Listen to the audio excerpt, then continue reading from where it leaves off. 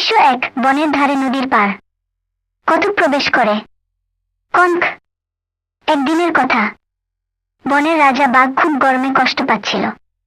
সে ভাবল নদীতে গিয়ে একটু জল খেয়ে আসি। নদীর পাড়ে সে পৌঁছায়। বাঘ প্রবেশ করে। বাঘ। আহ, এই গরমে যদি একটু ঠান্ডা জল পাওয়া যেত।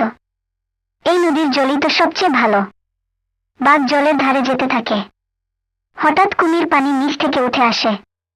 কুমির চুপচাপ মনে মনে, এই তো বাঘ এসেছে, যদি ওকে ধরে ফেলি আজ বেশ একটা মজা খাব।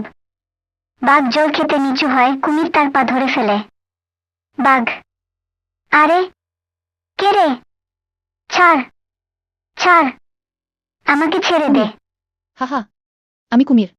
তুই আমার খাবার আজ। তুই আমার নদীতে এসেছিস, এখন তোর রক্ষা নাই। বাঘ হতবুদ্ধি হয়ে, দেখ ভাই কুমির, আমাকে একটু ছাড়। আমি রাজা। যদি আমাকে মারিস সবাই তোকে শাস্তি দেবে। কুমির উপহাস করে, তোর রাজত্ব তোর বনে, এই নদী আমার। এখানে আমি রাজা। বাঘ বুদ্ধি করে, বাঘ, তাহলে চল উপরে উঠে বিচার করি। কে বড় রাজা, তুই না আমি? বনের অন্য প্রাণীদের জিজ্ঞেস করি।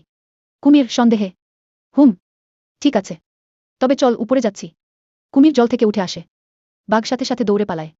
কুমির চিৎকার করে, ধোকা, ধোকা দিলি।